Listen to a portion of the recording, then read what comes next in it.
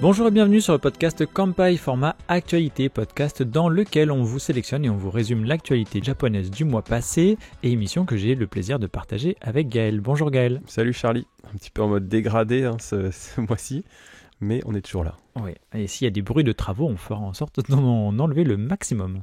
Mais surtout, ce qu'il va falloir retenir de cette émission, Gaël, c'est que c'est la nouvelle année et au Japon, comme on souhaite la bonne année, Gaël. Akemashite omedetou gozaimasu. Eh oui, je ne l'aurais pas mieux dit. Donc bonne année à toi, Gaël. Bonne année Charlie, et puis à tous nos auditeurs et auditrices également. Ce que je te propose, c'est de traiter nos 4 catégories, donc le tourisme, société, économie et politique, assez rapidement. Dans Tam, et on va commencer avec la partie sur le tourisme, Gaël. Tu vas nous parler du train au Japon. Et oui, le sempiternel, le train au Japon, évidemment, pour tous nos fans de train et nos fans également de manga, car on va parler cette fois-ci d'un Shinkansen spécial One Piece. En effet, la ligne Sanyo Shinkansen, donc dans l'ouest du Japon, va accueillir au printemps 3 nouveaux modèles de train à l'effigie du célèbre manga. Alors l'équipage de pirates que vous connaissez bien entendu, les épisodes animés et autant de chapitres du manga. Et d'ailleurs l'anime est en pause, on en avait parlé je crois Charlie, jusqu'au mois d'avril. Eh bien, vu le succès, il y a de plus en plus de produits dérivés. Et cette fois-ci, maintenant, en plus de la série live sur Netflix, on va avoir 3 Shinkansen, donc en réel, qui vont circuler entre les gares de Shinosaka et la gare de Hakata, donc à Fukuoka. Donc il y a 19 gares au total qui seront desservies, dont Kobe, Himeji, Hiroshima, donc sur ce tronçon-là de l'ouest du Japon. D'ailleurs, si vous en voyez pendant votre voyage au Japon, n'hésitez pas à prendre des photos et puis à nous taguer sur les SNS, les réseaux sociaux. Alors cette opération, elle ne vise pas seulement à la décoration extérieure des trains, qui seront bien sûr à l'effigie des personnages de One Piece, mais aussi à l'intérieur, donc il y aura probablement un petit peu de visuel de l'univers. Et puis il y aura également dans certaines gares des boutiques avec des produits uniques à la vente, de quoi évidemment ravir, comme on le disait, les otaku des trains, et puis tous les fans de l'anime, parce que c'est quand même un truc assez sympa, faut le dire. Alors à ce jour, la JR West, donc Japan Railways, côté ouest du Japon, n'a dévoilé qu'un seul des 3 modèles de train. Donc pour l'instant, c'est juste des vues d'artistes, ils sont encore cachés les trains, voire peut-être qu'ils sont même pas encore réalisés tout simplement. On n'en sait pas encore davantage sur les conditions de circulation, mais ça devrait arriver dans les prochaines semaines. On se souvient qu'il y a déjà eu par exemple des Shinkansen Evangelion qui avaient circulé, qui étaient très très jolis, et qu'on retrouve maintenant dans le musée du manga à Kyoto, dont vous pouvez retrouver l'affiche sur Kanpai. Alors le nom des trains a été officialisé, toutefois. Il s'agit de Setouchi Blue, donc en référence à la fois à la région de Setouchi, donc près de la mer de Seto, près de laquelle vont circuler les trains, et aussi à l'anime. Alors Blue, Charlie, on en parlait juste avant l'enregistrement, ça fait référence aux mers de One Piece. East Blue, West Blue, etc. Et puis, bien sûr, ce que recherche Sanji, donc le fameux cuisinier, c'est All Blue, la mer où nagent tous les poissons du monde qu'il aimerait bien cuisiner. Eh bien, les Setouchi Blue vont entrer en service, comme on le disait, au printemps 2025, et on a hâte de pouvoir monter dedans. Si vous avez l'occasion de circuler au Japon avec ces trains, eh bien, c'est vrai que si vous pouvez nous taguer dessus, on sera très content, parce que nous, on ne peut pas les prendre.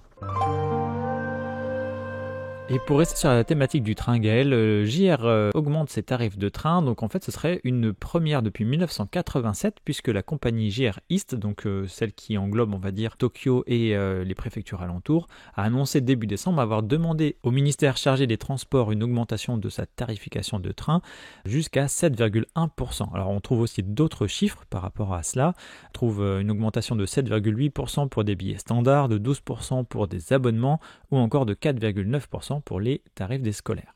Donc l'objectif visé avec cette mesure, qui n'est pas encore actée mais sans doute à venir, c'est d'augmenter les prix pour faire bondir les revenus annuels de près de 550 millions d'euros auprès de la JR East. Et à ce jour, il semblerait que parcourir une distance de 1 à 3 km coûte environ 150 yens aux usagers, et on ajouterait à cela donc 10 yens supplémentaires pour ces tranches de kilomètres à ce tarif. Et la cause au final, c'est que avec la baisse de fréquentation des trains depuis l'épisode Covid, alors même si on n'a pas les chiffres exacts, la JR East semblerait pâtir de ce manque à gagner, et aussi on ne peut pas oublier la baisse de démographie dont on reparlera tout à l'heure, qui a énormément de conséquences au Japon. Oui, tu nous parlais il y a quelques épisodes déjà du du changement un petit peu de tarification qui passe au yield management, parce que les prix des billets actuellement sont tous les mêmes, quel que soit le train, quelle que soit la période, etc. On voit qu'il y a en plus une augmentation de prévue, donc c'est quelque chose qui évolue et pour faire en sorte que la qualité de service perdure. On vous avait prévenu que s'il y avait des mises à jour à faire sur le sujet, on les ferait tant que possible. Eh bien, on devrait assister à une augmentation du prix de l'ascension du Mont Fuji pour l'été prochain. Donc on a longuement parlé à plusieurs reprises d'ailleurs depuis l'été 2024. Le Japon a instauré des quotas de fréquentation pour faire l'ascension du mont sacré du Japon et a rendu également des parties de son parcours payant. Il y a aussi quelques obligations comme se loger si on le parcourt de nuit, etc. Donc les objectifs ici étaient variés, comme par exemple diminuer la fréquentation du site pour préserver l'environnement et améliorer la sécurité du site. L'été prochain, le prix d'entrée devrait carrément doubler pour passer à 4000 yens par personne et l'heure de fermeture d'accès au sentier de la 5e station devrait fermer 2 heures plus tôt, donc aux environs de 14 heures. Donc on verra quand tout ceci sera acté, on vous tiendra au courant et ça va faire qu'on va nous aussi mettre à jour nos documents à Kanpai sur le site internet.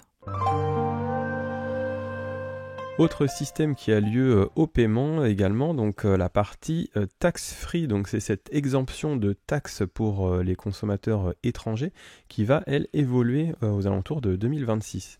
Donc comme vous le savez, si vous aimez faire du shopping et d'autant plus le faire quand vous êtes en voyage au Japon, eh bien vous avez la possibilité d'être exempté, exonéré en fait de la taxe, la TVA, la taxe à la consommation, en présentant votre passeport en caisse dans les boutiques éligibles. En gros, pas mal de, on va dire, grosses boutiques, des boutiques assez bien implantées, vous permettent en tant qu'étranger non résident, eh bien de enlever 10% en fait de frais, la TVA japonaise sur vos achats, en présentant simplement le passeport. Si vous le faites par exemple, je dis n'importe quoi, à Uniqlo, donc présentez le passeport et vous avez tout de suite 10% du prix du produit qui est enlevé parce que vous êtes étranger. Eh bien cet atout majeur que propose le Japon pour faciliter la consommation des touristes va changer dès l'exercice 2026, c'est-à-dire probablement à partir du mois d'avril 2026, donc dans un peu plus d'un an. Eh bien le Japon réfléchit à passer à un autre modèle d'exonération qui sera lui basé sur le remboursement. Alors concrètement, en fait, les touristes paieraient, si c'est validé désormais, le prix total du produit comme un japonais, y compris la TVA, donc 10% comme on le disait, ou alors 8% sur les produits alimentaires, dès l'achat. Donc on paierait l'intégralité, et seulement au moment de quitter le pays, donc au passage en douane, quand vous serez à l'aéroport, eh bien les voyageurs pourraient demander le remboursement de cette taxe. Et le remboursement, lui, serait émis soit en espèces, ou soit directement sur une carte de crédit préenregistrée. On n'a pas encore vraiment le détail complet. Donc avec ce système, en fait, l'objectif pour le gouvernement, c'est de s'assurer que les marchandises quittent vraiment le pays, parce que nous, en tant que voyageurs, on fait les achats, shopping, plaisir, on ramène ça chez nous tranquillement, mais à l'étranger, à l'extérieur du Japon, mais il y a quand même des fraudes. Et en fait, il y a des visiteurs, entre guillemets, qui font du marché directement en restant sur le territoire japonais. C'est-à-dire qu'en fait, avec ce système, on ne pourrait plus acheter hors taxe et ensuite revendre plus cher depuis le Japon. Il y a une enquête de la douane qui nous permet d'avancer ça, qui met en avant ce problème, qui aurait impliqué une perte pour le gouvernement en 2022 qui serait de 1,85 milliard de yens, c'est-à-dire à peu près 12 millions d'euros tout de même. Donc ça reste, comme on le disait, une proposition, rien n'est acté pour l'instant, on ne connaît pas encore tous les détails, mais il y a de fortes chances quand même que ça évolue. Quand on a des annonces comme ça au Japon, c'est que c'est plutôt bien parti en général. Autre news concernant le tourisme au Japon, ça va concerner le visa chinois qui va être facilité par le gouvernement japonais. Fin novembre déjà, la Chine, au regard de sa perte de vitesse en termes de croissance économique, a choisi de relancer son accord unilatéral d'exemption de visa pour les visiteurs japonais de courte durée, ce qui autorise les Japonais à séjourner jusqu'à 30 jours directement en Chine facilement. En réponse, le gouvernement japonais pense assouplir son dispositif pour délivrer des visas chinois, ce qui aujourd'hui demande aux ressortissants chinois de présenter des documents tels que des preuves de revenus annuels et de biens lorsqu'ils demandent un visa pour visiter le Japon à des fins touristiques par exemple. Donc là aussi, rien d'acté, mais on attend des détails sur cette proposition qui nécessite encore du dialogue entre les ministères des Affaires étrangères et de la Justice entre les deux pays. Oui, alors les visiteurs chinois sont très très appréciés entre guillemets du Japon, surtout pour des questions financières, parce qu'ils peuvent venir souvent, même s'ils viennent pas longtemps, et ils dépensent beaucoup. C'est des consommateurs fébrile.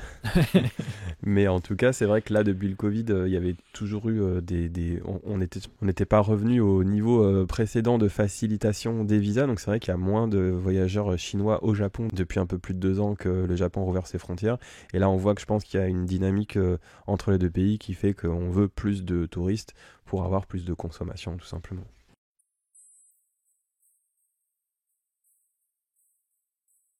Et maintenant, on en passe à notre partie sur la société japonaise. Et pour changer un peu, c'est Kelly qui nous rejoint pour nous présenter ce qu'elle peut nous apprendre sur le mot de l'année. Oui, merci Charlie et bonjour à tous.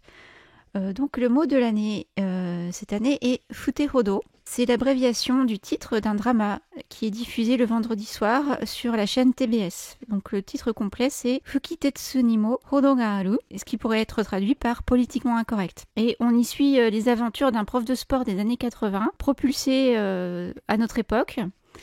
En fait, il réalise plusieurs sauts temporels entre son époque et la nôtre et il est confronté aux nouvelles normes sociales. C'est l'occasion un petit peu de comparer les mentalités entre les années 80 et les années 2020, en tout cas 2024. La série joue sur la nostalgie des années 1981 et souligne l'évolution des mentalités sans pour autant dénigrer l'une ou l'autre, sans prendre parti vraiment, mais toujours sur le ton de la comédie. Pour ce qui est des autres mots qui mettent un petit peu en image l'année 2024 au Japon, en deuxième position de ce top 10 qui est produit tous les ans, nous avons le terme Uragane Mondai, qui signifie affaire des caisses noires. Et cela renvoie à un scandale politico-financier qui touche le parti politique au pouvoir actuellement, donc le Parti libéral-démocrate, qui était dirigé notamment par l'ancien Premier ministre Kishida. C'est un scandale de détournement de fonds qui a provoqué la chute un petit peu de son cabinet l'année dernière,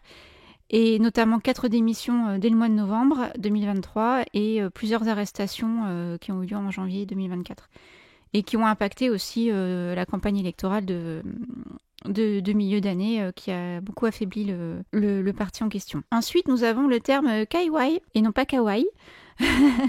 Kaiwai, c'est un terme à la base qui est plutôt géographique et qui signifie voisinage, alentour. C'est une connotation de tout ce qui entoure un lieu en fait. Et ça a été détourné par les réseaux sociaux, notamment sur TikTok et sur X, pour désigner une tendance. On l'utilise un petit peu comme un hashtag.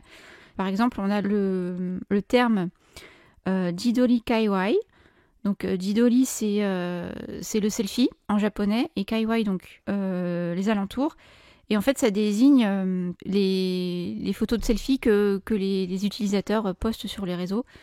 Enfin, on peut finir sur une note amusante en ce qui concerne le mot de l'année. En 4e position du classement, nous avons le terme Shoro Japan, donc un mix entre du japonais et de l'anglais.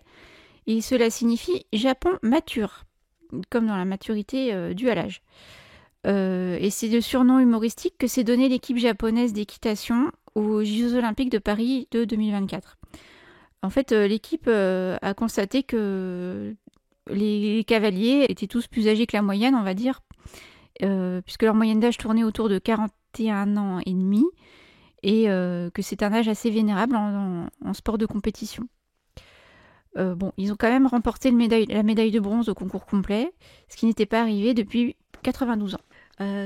Décembre, c'est aussi un autre rendez-vous annuel pour les amoureux de la langue japonaise, puisqu'on y désigne aussi le kanji de l'année. Et c'est une habitude qui a été prise depuis 1995, où un organisme appelé Kanken recueille les votes du public concernant le kanji qu'ils imaginent représenter l'année. Donc cette année, on a eu plus de 220 000 votes, et le caractère qui a été sélectionné est le caractère kin ou kane. Donc ce sont 2 lectures possibles qui signifient or ou monnaie selon le contexte. Et donc là, le justificatif pour le choix de ce caractère cette année est en 2 parties. C'est-à-dire qu'on a le côté positif de l'or qui renvoie aux médailles d'or aux Jeux Olympiques et Paralympiques des équipes japonaises, et aussi aux performances de Shohei Ohtani en baseball. Il joue actuellement aux États-Unis, Et il ne se passe pas une année sans qu'il ne batte des records incroyables dans sa discipline. Et donc vous pouvez en savoir plus notamment dans notre article sur Kanpai qui s'appelle le top 10 des mots de l'année, où c'est un petit peu plus développé. Donc le mot kin ou kane renvoie aussi alors en tant que monnaie, et cette fois dans un aspect moins positif puisque l'année a été marquée, comme on l'a dit un peu plus tôt, par des scandales financiers de détournement d'argent. Et aussi, cela renvoie à l'inflation qui touche beaucoup les ménages japonais cette année. Et en conclusion, on peut dire que kanji kin ou kane, selon sa lecture, a été élu 5 fois depuis 1995.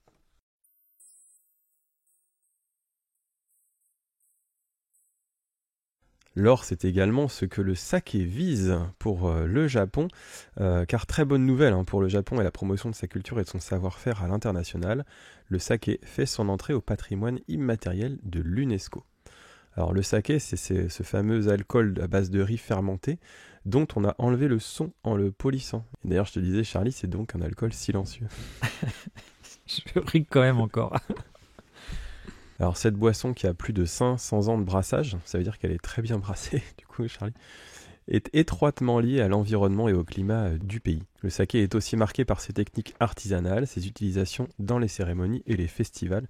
D'ailleurs, on en parle régulièrement sur Kanpai. Ainsi, la culture japonaise prend de plus en plus de place au sein de l'UNESCO, puisque le saké est quand même le 23e sacre de la culture japonaise, après par exemple le théâtre No et puis la cuisine washoku dont on a parlé il y a peu de temps. Évidemment, sur le territoire, on se réjouit de cette nouvelle, qui va apporter une force de frappe supplémentaire à la vente et à la promotion de cette fameuse boisson alcoolisée. Et ce, alors même que les ventes ne sont pas des plus importantes au sein du pays. J'étais assez surpris, effectivement, quand tu as préparé le podcast, Charlie. En 1975, il y avait 1,68 million de kilolitres vendus, et ça a été divisé par plus de 4, en fait, parce qu'en 2022, il y a eu seulement 400 000 kilolitres vendus. Et les exportations, quant à elles, tablent à 41 milliards de yens en 2023, ce qui fait à peu près 250 millions d'euros. Alors avec ce succès et cette valorisation par l'UNESCO, on est en bonne voie pour continuer à former de nouveaux brasseurs et brasseuses et également faire face à des défis tels que l'évolution intrinsèque du riz face au changement climatique, l'industrialisation du produit, etc.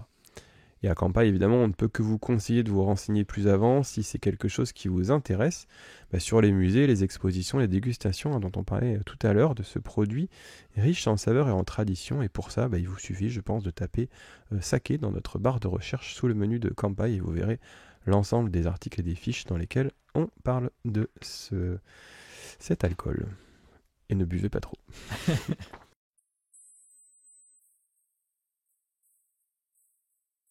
Un astronaute japonais prendra le commandement de la station spatiale internationale et c'est la 3e fois dans l'histoire qu'un japonais occupera la place de commandant au sein de l'ISS. Le principal concerné, il s'appelle Onishi Takuya et il a déclaré « Si je suis en mesure d'effectuer cette fonction importante, c'est parce que les contributions du Japon au développement de l'espace ont été reconnues par plusieurs pays. Je m'efforcerai d'assumer mes responsabilités pour répondre aux attentes de tous. » À savoir qu'il y a 2 autres japonais qui avaient donc eu cette charge, c'était en 2014 et en 2021. Donc assez récent.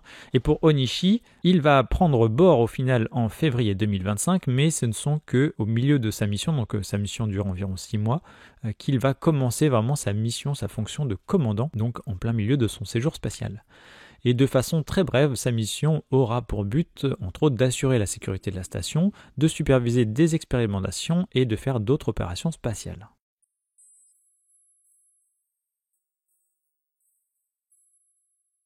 Dimanche 1er décembre 2024, la police japonaise de la ville d'Akita au nord du Japon a reçu un appel concernant la blessure d'un homme de près de 50 ans par un ours.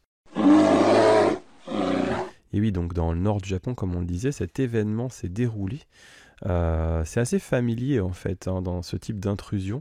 Il y a eu un ours noir d'1 mètre de long qui a dévalisé le rayon boucherie d'un supermarché. Alors malheureusement, il n'a pas dévalisé que le rayon boucherie et c'est pour ça qu'on fait cette news. Alors un drone a été envoyé à l'intérieur des locaux pour du coup examiner la scène à distance après avoir vidé le supermarché. Et puis les autorités ont pu piéger l'animal avec différents mets enrobés de miel. Alors ça m'a fait un petit peu rire, j'ai pensé à Winnie l'ourson. Malheureusement, c'est pas toujours si drôle parce qu'on note quand même de nombreux blessés par les ours dans certaines régions, surtout nordiques, du Japon chaque année. Et cette année, il y a eu quand même 6 décès, donc c'est assez important. Alors n'oublions pas que les principales victimes, ne sont pas les hommes, mais les animaux en termes de blessures et surtout de décès, parce que plus de 9000 ours ont été abattus depuis le mois de mars. C'est quand même considérable. Bien que l'urbanisation et la prise de territoire sur les territoires des ours comptent, c'est principalement le changement climatique qui impacte les spots de nourriture de ces omnivores. En effet, on perturbe les calendriers de pollinisation, les floraisons, ça perturbe aussi les périodes d'hibernation, donc les ours en fait vont de plus en plus s'approcher des humains. Et autre détail à ne pas négliger, la diminution de la population humaine dans certaines régions rurales, notamment au nord du Japon en l'occurrence, fait que justement les ours se rapprochent des villages de façon de plus en plus audacieuse. Et avec le déclin et le vieillissement de la population japonaise, on a de plus en plus de mal au Japon à trouver des agents pour abattre ces animaux. Et Charlie, je crois que tu vas rebondir en nous présentant un terme un petit peu spécial. Oui, effectivement, puisqu'en faisant les recherches, Gaël, j'ai rencontré le terme de DJ Police. Et j'avoue que ça m'a intrigué, et donc j'ai fouillé un peu plus. Et en fait, c'est qu'il y a des policiers qui sont sur les toits des véhicules de police et ils sont entourés de rambardes avec des mégaphones. Donc en fait, c'est comme si c'était un peu leur DJ Snake à eux. Et ces fonctionnaires-là, ils opèrent surtout pour les rassemblements, notamment, ou les dispersions de foule, entre autres pour des événements sportifs ou festifs. Et en fait, c'est ces policiers-là qui étaient postés quelque temps devant la gare de Akita pour sensibiliser les passants avec leur mégaphone. Donc en fait, ils sont un peu touche à tous, ces policiers, parce qu'ils sont connus aussi pour arriver à ambiancer les foules et leur proposer des messages fédérateurs pour justement contrôler au mieux les foules dans le calme. Et en fait, ces personnes-là, ils savent aussi prévenir des attaques des ours, ou en tout cas des gestes à avoir autour des gares, notamment d'Akita. Peut-être qu'un jour, vous les rencontrerez. Et par exemple, ils vont vous préconiser d'être prudent lorsque vous sortez de nuit, de garder les entrées des hangars de stockage ou des garages fermés, ou encore de ne pas laisser vos déchets avec des fortes odeurs dehors.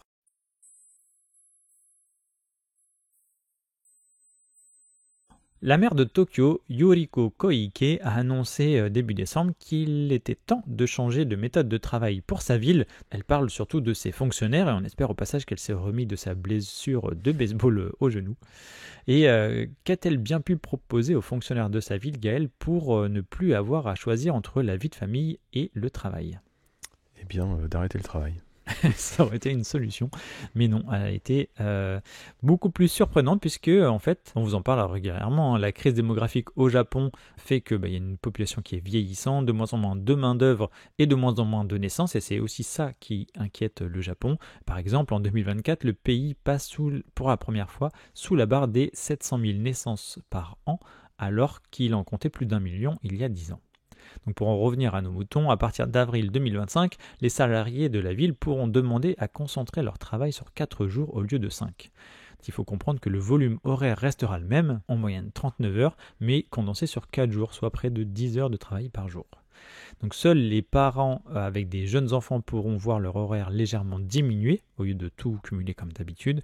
Et d'autres mesures ont été prises aussi par le gouvernement de Tokyo, comme par exemple pouvoir amener ses enfants au travail si on ne trouve absolument pas d'autres solutions, ou rendre gratuits les frais de crèche. Donc voici ce qu'on peut vous dire sur les annonces de Yuriko Koike pour son gouvernement de Tokyo. Donc des choses avancent, après ça demande aussi quand même beaucoup d'efforts aux parents de pouvoir cumuler ces 10 heures par jour. Oui, en vrai c'est pas forcément une mauvaise idée, je pense que les Japonais, alors je sais pas si c'est le cas des fonctionnaires, mais il y a beaucoup d'employés japonais qui ont tendance à faire plus d'heures que ce qu'ils devraient. Il y avait même eu des campagnes pour dire aux travailleurs arrêtez de rester en fait au travail. Parce que la coutume, entre guillemets, c'est de rester aussi longtemps que son chef, même si on n'a rien à faire, même si ça tend à évoluer quand même ces derniers temps. Donc là, c'est vrai que faire 10 heures par jour, c'est pas forcément quelque chose qui est aberrant, on va dire, pour un certain nombre de travailleurs japonais. Je sais pas trop si c'est le cas pour les fonctionnaires à Tokyo, mais ça pourrait être une pas mauvaise idée, je sais pas.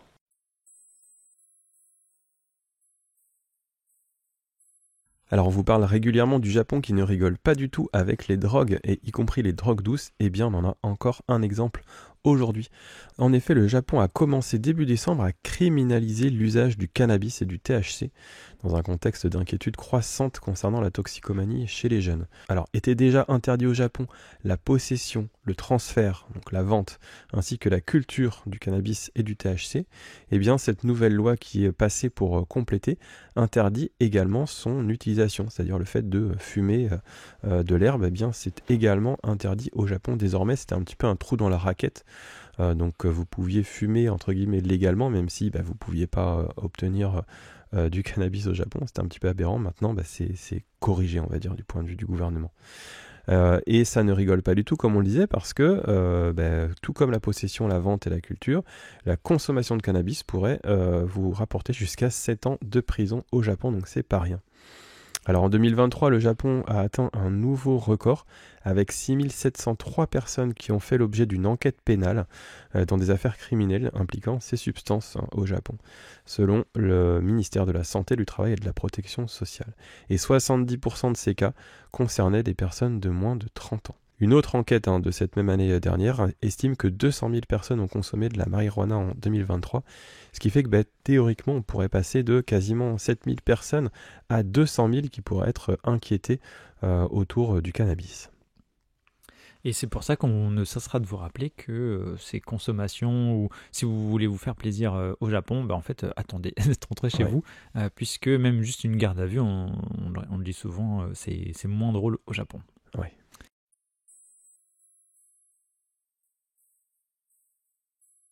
Le Japon connaît une hausse de la prostitution illégale dans de nombreuses villes japonaises. Le pays a déjà un certain nombre de services légaux pour des services sexuels, donc légaux dans le sens réglementé par la loi, mais pour le coup, c'est la partie illégale qui lui pose problème, et d'autant plus à Osaka et le quartier de Umeda entre autres. Donc Osaka teste une nouvelle solution qui semblerait fonctionner, Gaël. Et là, moi je ne l'aurais pas vu venir parce que je n'y aurais même pas pensé. La solution par la ville est de peindre en jaune criard certains trottoirs, notamment aux abords des hôtels du quartier d'Umeda, afin de créer une sorte de barrière psychologique pour ce genre d'activité. Alors je ne sais pas si ça fonctionne bien, d'autant que la nuit il fait plutôt noir, je ne sais pas si on voit bien la couleur des trottoirs. Et autre chose, c'est qu'il pourrait ajouter des sortes de stickers ou de photos d'aquarium, notamment je suppose sur l'aquarium d'Osaka, pour faire diversion et éviter qu'on occupe ces trottoirs-là. Alors la prostitution de rue, qui se dit Tachimbo en japonais, a augmenté dans les quartiers comme Kabukicho et Shin-Okubo de Tokyo, ou encore dans des zones qui sont devenues depuis célèbres comme le parc Okubo à Tokyo, pour cette pratique en extérieur, on va dire. Et en faisant les recherches, j'ai découvert un système d'emprunt mis en place par ces clubs par ces MAC en fait, qui vont gérer ces femmes-là, ou ces hommes d'ailleurs.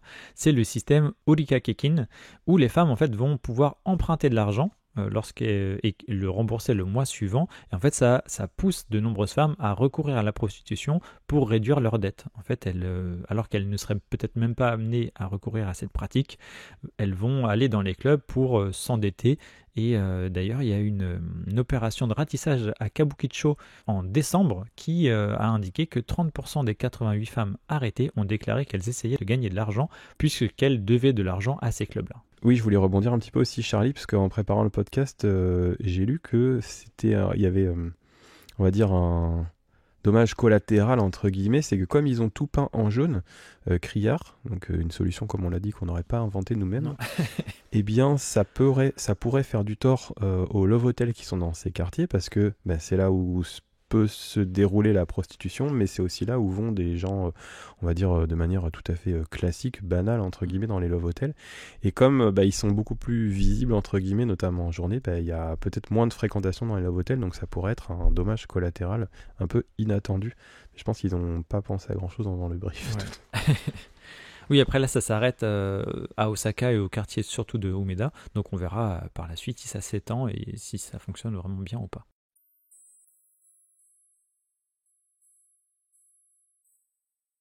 Alors on vous parle de temps en temps d'anecdotes assez comiques parfois sur le retard du Japon concernant la numérisation ou digitalisation, comme on dit, de sa partie administrative. eh bien le Japon quand même fait des efforts, et puis ça se ressent parfois quand il enlève les disquettes. Et c'est le cas avec aujourd'hui cette news qui nous informe de la fusion des cartes My Number avec la carte d'assurance maladie. Alors la carte My Number, c'est un peu la carte à tout faire au Japon, en tout cas c'est comme ça que le gouvernement la voit.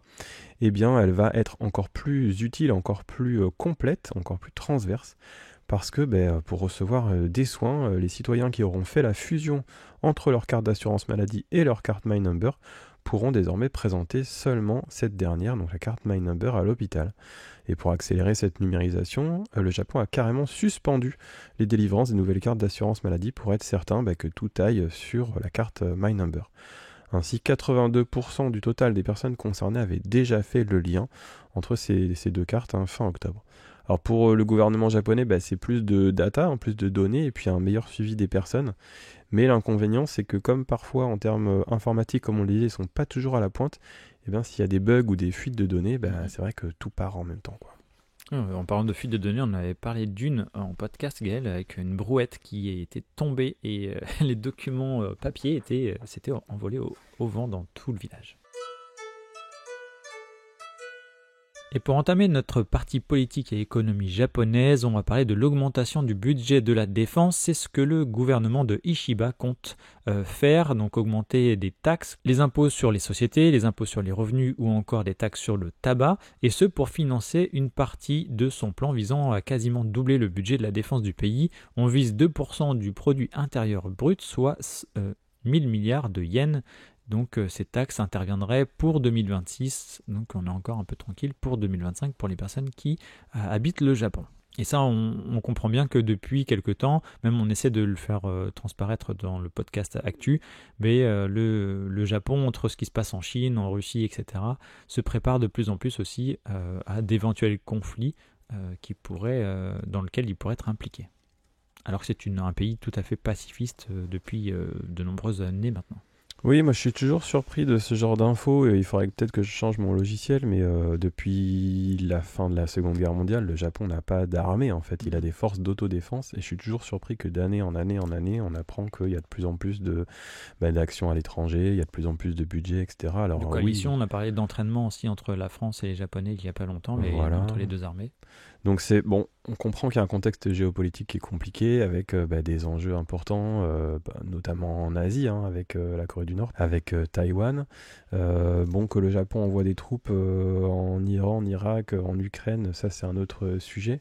Mais en tout cas, je pense que c'est une constante un peu globale maintenant d'augmenter le budget. C'est pas toujours plaisant pour les citoyens qui doivent payer plus de taxes justement là-dessus.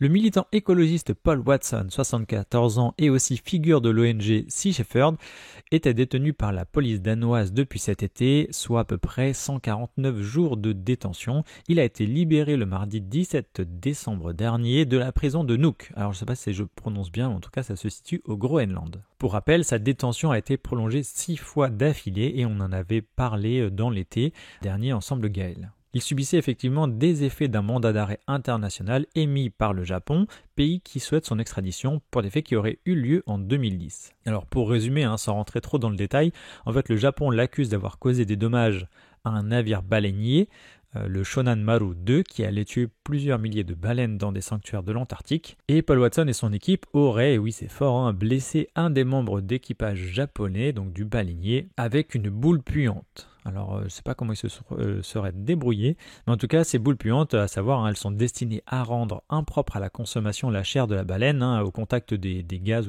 ou de la fumée. Après, c'est vrai que les actes, ils ont été filmés et on se rend compte au final sur ces vidéos que ce sont les gaz lacrymogènes des Japonais qui ont blessé légèrement un de leurs membres d'équipage, donc pas du tout les actions de Paul Watson.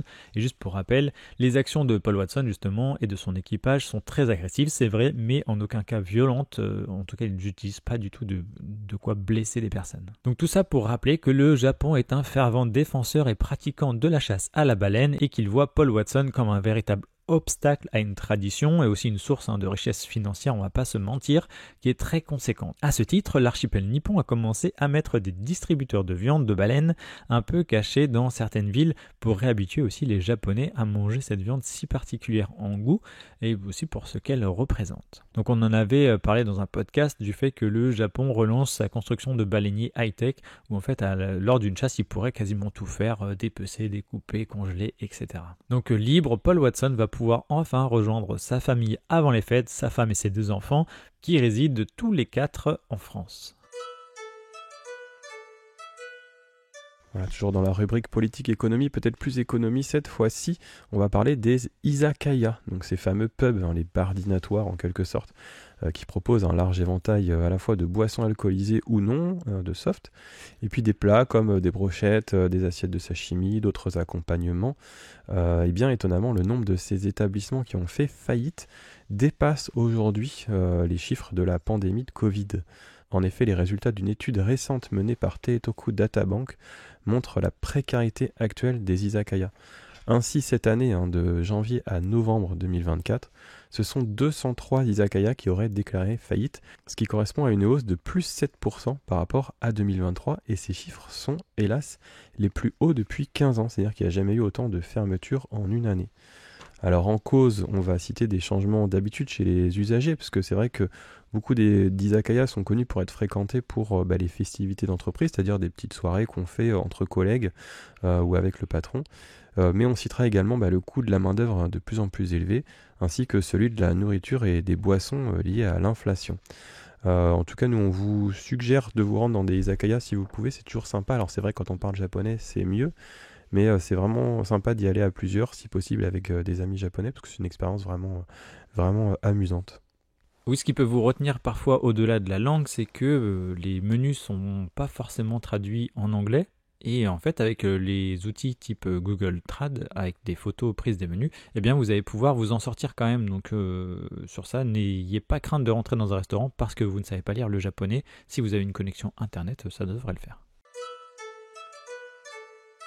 Nissan, on en parlait le mois dernier, n'est pas en forme économiquement et veut trouver des solutions. Elle prévoit, comme on le disait en podcast actu, elle prévoit une suppression de 9000 postes à travers le monde et une réduction de 20% de ses capacités de production. On rappelait aussi que Renault détient encore 36% de son capital après avoir été secouru par l'entreprise française en 1999. On apprend que cette part, que détient Renault, devrait être transférée à un géant taïwanais de l'électrique, Foxconn.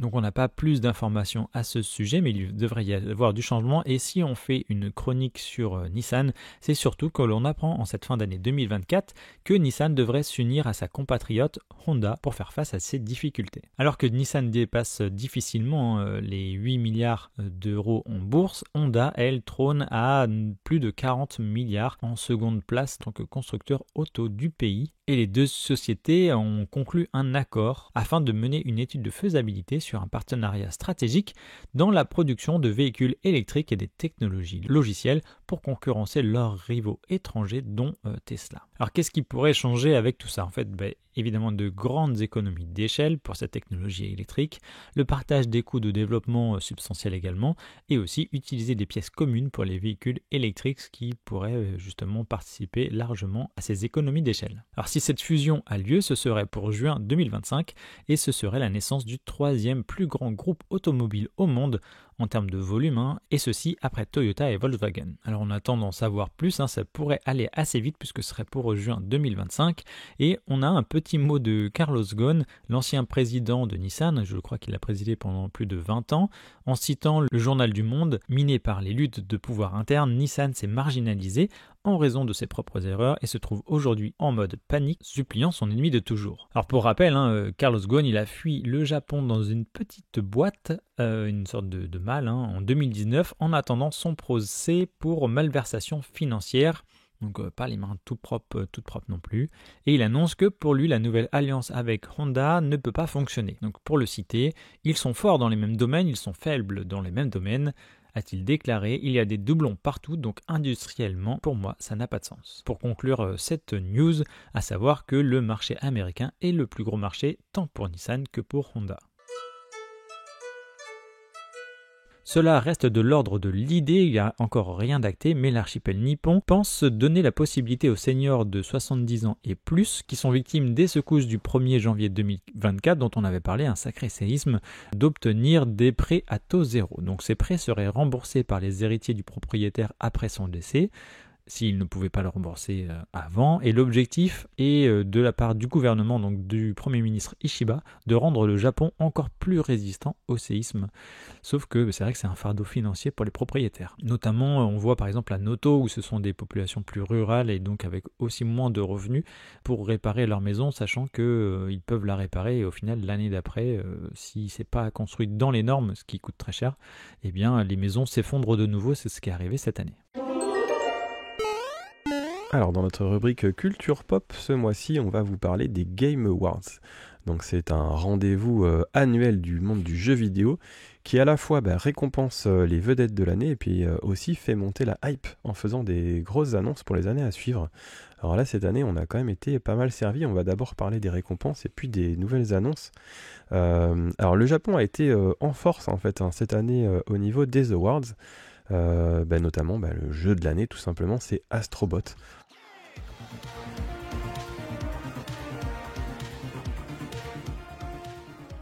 Alors on en a un petit peu parlé parce que le jeu est sorti en septembre et j'avais fait une petite chronique dessus dans ce podcast actu. C'est un jeu japonais donc de la team Asobi dont le responsable en fait le chef d'équipe c'est Nicolas Doucet, un français, sorti sur PlayStation 5, donc c'est vraiment un excellent jeu et moi à titre personnel je suis ravi qu'il soit jeu de l'année. Il a même reçu 3 autres prix, donc meilleur jeu familial, meilleure réalisation donc pour le réalisateur, pour le directeur de l'équipe, et puis meilleur jeu action-aventure, même si on est là plutôt sur de l'action plateforme. Encore une fois, tu étais visionnaire comme quand tu as annoncé ouvertement que la Switch sortirait en mars prochain. Et oui, retenez cette date.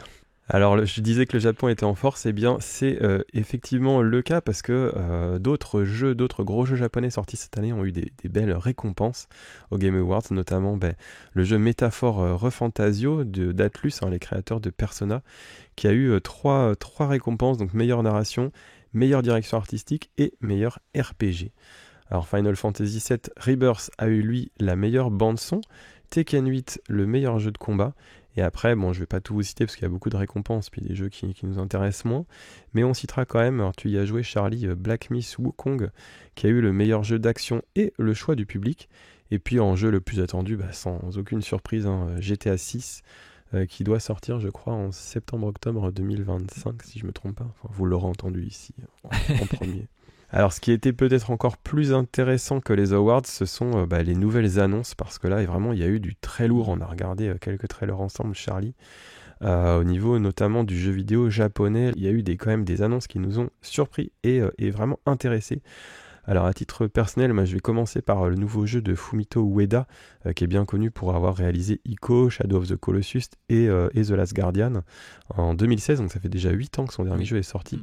Là son studio s'appelle Gen Design, il est maintenant chez Epic Games, donc on ne sait pas trop si ça va sortir que sur PC ou aussi sur console, parce que les 3 premiers jeux étaient sur PlayStation.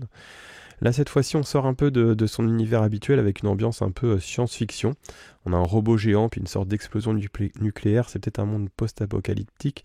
En tout cas, c'est toujours très mystérieux. Il n'y a pas de date, donc moi, j'espère que ça va sortir assez rapidement quand même. Mais je ne serais pas surpris qu'il faille attendre au minimum 2026 pour le voir. Oui, voilà, ce sont des annonces, mais c'est vrai qu'on ne sait pas quand elles sortent. Et surtout pour les gros jeux, en fait, des fois, ils teasent 2 voire 3 ans en avance. Donc ensuite, on citera 2 jeux de RGG Studio, donc c'est Ryuga Gotoku, donc c'est les développeurs de Yakuza, les fameux jeux de Sega, qui se déroulent généralement dans le Japon un peu contemporain. Là, on a eu 2 jeux, dont Project Century, qui est une sorte de Yakuza, qui est lui situé au Japon toujours, mais dans l'ère Taisho, donc en 1915. L'ambiance a l'air vraiment sympa et le jeu un peu plus action, ce qui n'est pas forcément pour me déplaire. Donc là, j'ai hâte de voir un petit peu ce que ça va donner. Et puis, il y a eu un nouveau Virtua Fighter d'annoncer, donc c'est la référence du jeu de combat. Et là, c'est Virtua Fighter 6, donc a été présenté avec un petit peu une vidéo un peu plus longue justement. Donc lui, je serais pas surpris qu'il sorte en 2025. J'ai pas la date sous les yeux, je sais pas s'ils l'ont annoncé, mais voilà. Alors, autre annonce qui fera beaucoup plaisir même à beaucoup de joueurs, c'est Elden Ring Night Rain. Donc c'est un standalone, donc un jeu unique qui peut se jouer sans le jeu d'origine et qui lui sera en coop, donc c'est vraiment une annonce inattendue, donc dans la licence fameuse licence de From Software. Il y a eu un trailer, le jeu a l'air plus rapide, on peut voler, donc ça voilà, c'est une bonne surprise on va dire pour les fans d'Elden Ring. Pour les fans d'Elden Ring, et ça sort en 2025. Alors autre annonce complètement inattendue cette fois-ci, et qui pareil me fait bien plaisir parce que je suis un très vieux joueur, c'est Okami 2.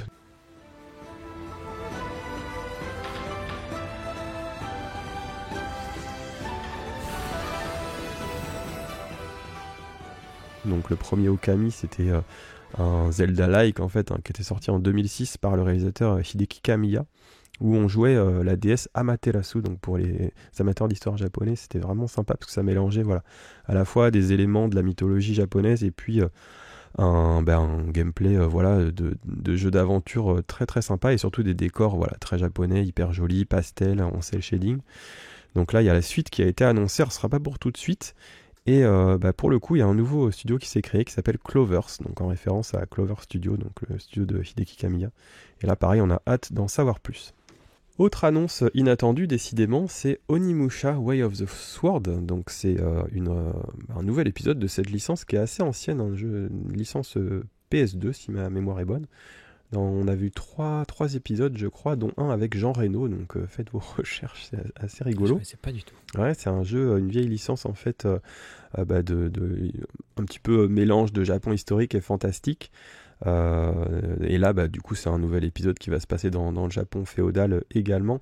Alors, il n'y a pas encore de gameplay, c'est vraiment un trailer d'annonce, et c'est prévu pour 2026, donc on en saura plus, je pense, courant 2025. Et enfin, dernière grosse annonce de jeux vidéo japonais, c'est le jeu Steel Pose, donc c'est un jeu mobile sur Netflix. Et pourquoi on en parle? Parce que c'est le nouveau jeu du créateur de Shenmue, qui est une licence très connue des amateurs de jeux vidéo, de monsieur qui s'appelle Yu Suzuki. Donc on ne connaît pas encore grand chose dessus, c'est peut-être un jeu assez mineur. Je pense qu'il est censé faire rentrer de l'argent pour un futur Shenmue 4 peut-être, mais en tout cas ça valait le coup de le citer. Et on va quand même bien évidemment sortir du cadre un petit peu campagne, pour parler de jeux vidéo hors Japon, parce que là Charlie, je peux te laisser les présenter si tu souhaites, mais il y a eu 3 grosses annonces je pense qui plairont à beaucoup de gens. Ouais, il y a un gros morceau qui s'appelle Intergalactic, The Heretic Prophet. Donc ça, c'est le nouveau jeu de Naughty Dog qui ont créé les Uncharted. Donc je crois que les Uncharted, il doit y en avoir 4. Oui. Une grosse licence de jeux vidéo. Et aussi The Last of Us, où il y en a 2. Dont il y a une série aussi maintenant, une série télévisuelle. Donc on n'a pas vu de gameplay ni de date, par contre c'est vrai que la qualité graphique c'était une sacrée claque, si vous pouvez regarder ça sur un écran 4K, ce sera encore mieux parce que c'est ce qu'on a fait nous ici à Kampai, et c'est vrai que c'était très très impressionnant. Et puis la bande son aussi, excellent, ouais. Pardon je te coupe, mais j'ai adoré l'ambiance, un peu synthwave à la Akira. Vraiment. Oui voilà, en fait au final on dit que ça sort du cadre de Kampai, mais c'est vrai qu'il y a cette touche de Japon, je trouve, dans l'univers audio et même visuel, du coup avec ce rose un peu pétant, etc. sur certains visuels qu'on a pu voir.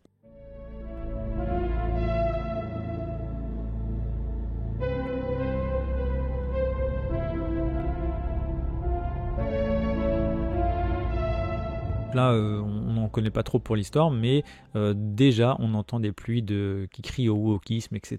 Alors que ça reste quand même... l'héroïne, une femme au crâne rasé, dans Alien, il y a ça aussi. C'était la première héroïne quasiment de la science-fiction au cinéma. Bref. Il y a aussi The Witcher 4, un jeu vidéo de Silly Project, où on incarnera apparemment Ciri, la fille adoptive de Geralt de The Witcher 3. Et donc ça, moi j'attends ça avec impatience, parce que The Witcher 3, j'ai trouvé ça fou comme univers, tant le visuel que le scénario, les dialogues, etc. Donc là on verra s'ils arrivent à mettre le paquet. On espère qu'il n'y aura pas de coup dur comme ce que CD Projekt nous a fait avec Cyberpunk 2077. Et enfin on peut parler de Split Fiction de Joseph Fares du studio As a Light. Donc c'est celui qui a produit It Takes Two, un jeu qui a très très bien fonctionné les années passées, un jeu en coop qui est vraiment top. Et d'ailleurs si vous aimez pas trop les jeux vidéo, n'hésitez pas à vous y risquer, parce que vous risqueriez d'être surpris pour jouer avec vos amis ou votre compagnon. Donc là ce serait toujours un jeu en coop, mais dans un monde heroic fantasy ou sci-fi même, et ça sortirait le 6 mars. Ouais, on a hâte, les fans de jeux vidéo vont pouvoir se régaler, que ce soit sur du japonais ou pas. Et c'est vrai que le Intergalactic, on se demande même si c'est possible que ça tourne sur une PlayStation 5 Pro même, je sais pas du tout. Donc ça on verra, parce que ça se trouve c'est pour dans 2-3 ans. Ouais, pour l'instant, je pense qu'il n'y a pas... Enfin, c'est pas du gameplay, c'est plus une note d'intention, mais les connaissants, ils savent très très bien maîtriser les machines, surtout qu'ils font du développement exclusif sur PlayStation, donc à mon avis, ça devrait pouvoir tourner assez bien sur PlayStation 5 Pro. Après, qu'en sera-t-il de la PlayStation 5 classique? Ça, c'est notre histoire. Oui. Ça fait les affaires de Sony qui va pouvoir vendre des consoles. Oui, aussi, ouais. C'est vrai qu'il faut s'y préparer. Pareil, The Witcher, on n'a pas vu de gameplay, mais c'était magnifique. Pour revenir au saké, cette boisson traditionnelle japonaise et à la station spatiale, et oui, c'est possible de faire le lien entre les deux, la célèbre compagnie Asahi Shuzo, créatrice de la célèbre marque de saké Dasai, met la barre haute en termes de marketing en voulant repousser les facteurs environnementaux à leur limite absolue en faisant brasser un lot de saké dans l'espace. Alors par le passé, c'est vrai qu'il y a déjà eu des expérimentations de faire des cultures de levure, par exemple dans l'espace, mais ce sera la première fois que le processus de brassage sera effectué en dehors de l'atmosphère terrestre. Le plan de la compagnie, c'est en fait d'envoyer les ingrédients sur l'ISS dans la seconde moitié de 2025 et le process de fermentation sera ensuite effectué par des astronautes dans le module expérimental japonais récemment ouvert d'ailleurs sur l'ISS. 3, 2,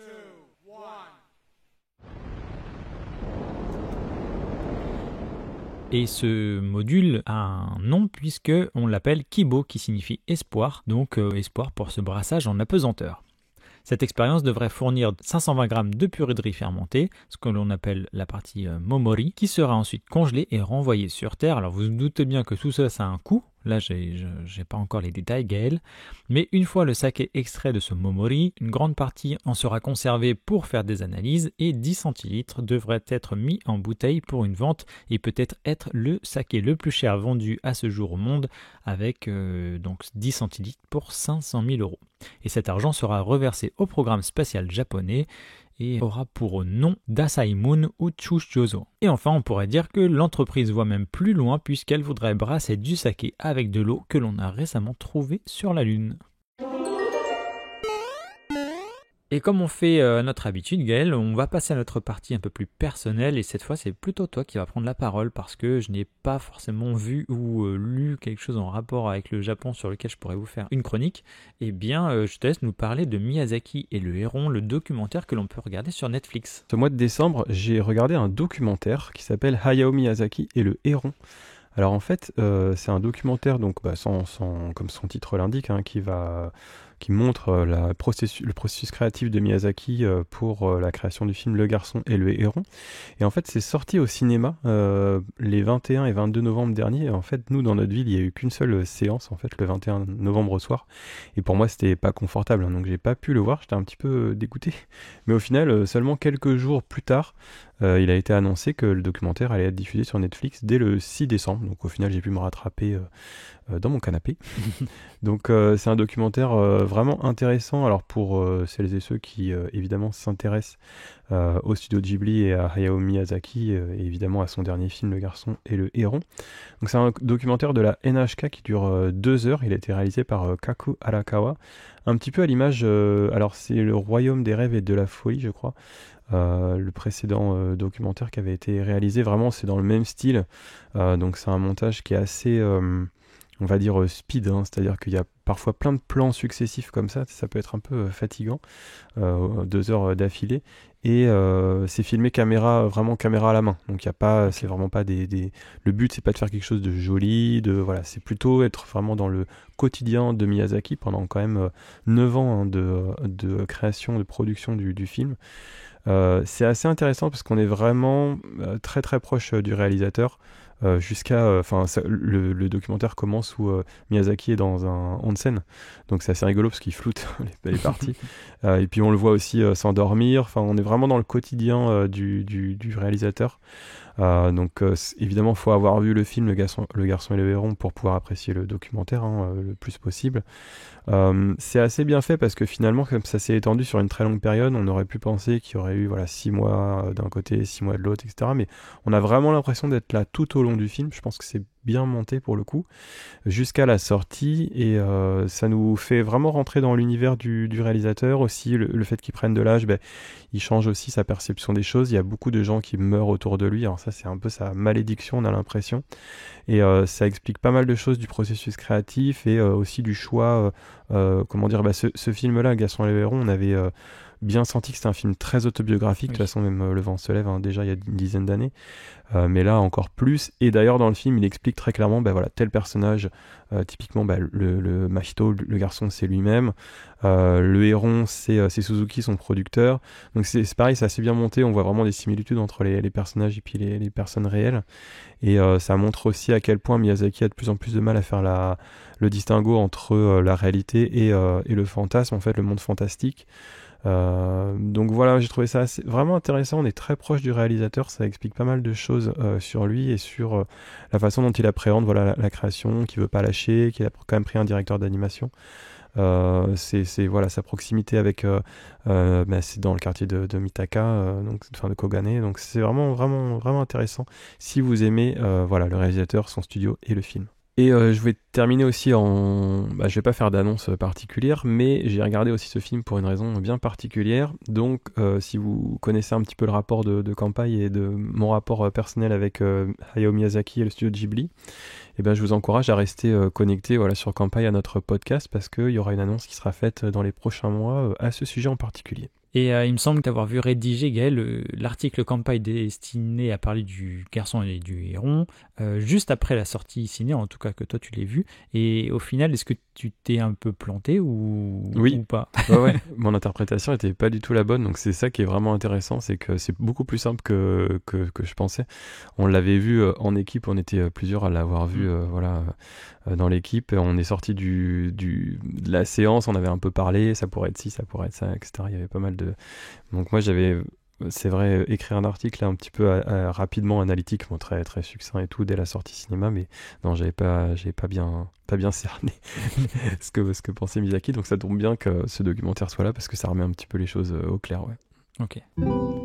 Alors au niveau de nos rubriques récurrentes, comme chaque mois on va vous parler du yen, qui s'est plus ou moins stabilisé en réalité ces dernières semaines, derniers mois. Là il tourne autour de 161, 162 yens, au moment où on enregistre. Donc ça veut dire toujours très intéressant si jamais vous voyagez en 2025. Comme toujours, n'hésitez pas à commander vos yens à l'avance, parce que vous ne connaissez pas le taux. Par exemple, si vous voyagez au printemps, en été ou en automne 2025, si ça se trouve, le yen va fortement s'apprécier. S'il est comme il était il y a quelques années seulement autour de 120, 130 yens, vous perdrez mécaniquement 30-40% de pouvoir d'achat. Donc on ne peut que vous encourager encore et toujours, tant que le yen est faible, à commander vos yens à l'avance. Et pour ça, vous allez sur Kanpai, dans la rubrique « Change de yen ». Au niveau de la fréquentation touristique, alors on n'est pas comme le mois dernier sur un record, mais on est quand même sur le 3e meilleur mois de l'année, novembre, donc vu 3 180 000 visiteurs étrangers fouler le sol japonais. Donc après octobre et juillet, c'est le 3e meilleur mois de l'année, et ce qui permet au Japon, avant même d'avoir les chiffres de décembre, qu'on connaîtra en janvier, de battre le record de la meilleure année pour le tourisme. C'est-à-dire qu'il y a eu, entre janvier et novembre 2024, 33 380 000 visiteurs au Japon. Donc c'est le record pour une année, parce que le précédent record d'une année complète était en 2019 avec 31 882 000. Donc comme on vous le disait depuis quelques mois, je pense qu'on va facilement atterrir à plus de 35 millions. Là, à mon avis, on sera autour des 36 millions, un peu plus, sur l'année complète. Et on rappelle qu'il y a toujours un objectif de 60 millions de voyageurs attendus pour 2040. Donc on n'en est pas encore là, mais le Japon bénéficie toujours d'un attrait renouvelé. En termes d'articles publiés ce mois-ci sur Kanpai, alors on a terminé le mois de novembre avec un article sur Waseda, le quartier tranquille et étudiant du nord-est de Tokyo, et on a démarré le mois de décembre avec une critique, la critique de la série Cat Size sur TF1, qu'on avait déjà chroniqué dans ce podcast actu. Là on a fait un article complet. C'est vrai que la fin de la série était un peu décevante, mais ça ne nous a pas empêché de vous en parler, tous les amateurs de ce vieux manga animé, qui était vraiment sympa. L'adaptation est correcte, après sans plus, mais elle a le mérite de proposer quelque chose. Ensuite, on a publié une fiche destination sur le musée de Yayoi Kusama, qui est la célèbre artiste contemporaine. Donc ça, c'est une exposition à Tokyo, qui est dédiée à cet artiste au fameux poids. Ensuite, un peu de cuisine. On a eu la chance d'être invité dans le restaurant de grillade Kagorazaka Ilori pour déguster des bons yakiniku dans le quartier de Shinjuku à Tokyo. Donc on remercie Asuka-san qui nous a invités. On a passé vraiment une excellente soirée. Ensuite, on s'est déplacé du côté de Kyoto pour vous présenter le musée des arts et de la culture de Saga Arashiyama. Un très très beau musée culturel. Donc voilà, si c'est quelque chose qui vous intéresse, on vous encourage à aller voir. Toujours à Kyoto, un petit peu plus dans la partie shopping, hein. On vous a dévoilé le Takashimaya, donc le grand magasin emblématique de la ville qui a été rénové l'année dernière, avec notamment sa boutique Nintendo. Ensuite, on vous a présenté la plage de Katsura-hama, qui se situe à Kochi, donc sur l'île de Shikoku. Alors on est un petit peu à contre-temps, mais c'est toujours sympa de vous présenter un petit peu hors des sentiers battus, des visites vraiment qui sortent de l'ordinaire de Tokyo et Kyoto, même si bien sûr c'est ce que vous demandez le plus et c'est normal. Ensuite, on a commencé notre série sur Tanegashima, donc on a eu la chance, on vous en avait parlé dans le précédent podcast Actu, d'avoir été invité sur cette petite île qui est au sud de Kagoshima, donc vraiment dans le sud du Japon. Et on a eu la chance de visiter l'île et on vous a présenté un petit peu l'île au global avant de faire peut-être des fiches enfants, comme on dit, un petit peu plus précises. Ensuite, on est revenu du côté de Kyoto pour vous présenter un petit musée d'art à ciel ouvert, donc qui s'appelle le Garden of Fine Arts, qui est situé dans l'arrondissement de Sakyo au nord de Kyoto. C'est un espace en fait de béton et de verre conçu par Tadao Ando. Donc si vous êtes amateur d'architecture et de peinture en céramique, c'est quelque chose qui peut fortement vous intéresser. Et pour finir le mois de décembre, on vous a rédigé un article sur Osechi Ryori, donc pour nos amis qui parlent japonais, c'est bien sûr le repas traditionnel du Nouvel An au Japon. Et pour le côté podcast, donc les podcasts diffusés en décembre, vous aviez eu le podcast Actualité, le podcast Voyage dédié à la thématique de l'hiver au Japon, le podcast Destination dédié, lui, à l'exposition universelle 2025 à Osaka, que l'on a fait avec Marjorie. Et enfin, pas d'interview pour le mois de décembre, puisqu'au final, on a décidé de vous faire un épisode spécial assez court pour vous remercier pour votre écoute pour ces quasiment 2 ans de podcast. Pour les podcasts diffusés en janvier, en plus de l'actualité que vous écoutez actuellement, eh bien vous aurez le podcast Voyage dédié lui aussi au mois de janvier, donc ça sera diffusé le 9. Vous allez avoir le podcast Destination qui traitera de Kawaguchiko. On va prendre le temps avec Marjorie de parler de cette destination-là, donc ce sera le 22 janvier. Et juste avant, donc l'interview de François Roussel, conseiller des Français de l'étranger au Japon, émission qui sera diffusée le 15 janvier prochain. Et vous retrouverez l'actualité le 29 à venir. Et donc avec tout ça, on va passer, Gaël, la barre des 70 épisodes en un petit peu moins de 2 ans. Et ce mois-ci, nous remercions toutes nos lectrices et lecteurs qui nous ont commandé des packs soutien, donc peut-être pour les offrir à Noël. En tout cas, le pack soutien, comme on le rappelle, chaque mois, c'est l'ensemble de nos livres et e-books, donc livres de voyage au Japon, 5 tomes, et nos e-books d'apprentissage du japonais. Donc ce mois-ci, on va remercier Anne, Arnaud, Philippe, Patrick, François, Gladys et Cédric. Merci à tous les 7 pour avoir commandé des packs soutien sur Kampai, exclusivement, comme chaque mois on vous le rappelle, sur kampai.fr/boutique pour commander nos livres de voyage et nous permettre de continuer ce podcast et le site Kampai. Merci à vous. Eh bien Gaël, je crois qu'on peut conclure ce dernier podcast actualité qui parlait de l'actualité en tout cas du mois de l'année 2024. Merci encore pour votre écoute et puis on va encore une fois vous encourager à nous taguer, nous diffuser, nous partager sur les réseaux sociaux. C'est comme ça que ça fonctionne en termes d'algorithme et ça nous fait évidemment très plaisir. Donc n'hésitez pas à nous noter un maximum d'étoiles sur vos plateformes d'écoute. On est sur YouTube, on le dit depuis quelques mois, on est sur YouTube, Spotify, Deezer, Apple Podcasts, PodCloud, etc. Donc vous pourrez nous retrouver et nous partager à partir de ces médias-là. Ouais, on est très content de cette deuxième année. Donc si vous avez envie d'un petit bilan comme ça de l'année, n'hésitez pas à écouter notre podcast qu'on a diffusé mi-décembre sur un petit peu le bilan du podcast. Et puis comme on est en début 2025, on va se souhaiter à tous une très bonne année et puis une très bonne année de podcast 2025. On vous remercie pour vos écoutes, comme disait Charlie, et puis on va vous livrer encore cette année, normalement, une 50aine d'épisodes. Donc on espère que ça va bien vous plaire encore une fois. Donc merci encore à toutes et à tous et on vous retrouve pour cette nouvelle année 2025. Au revoir. Salut Charlie. Retrouvez plus d'actualités Japon sur nos podcasts.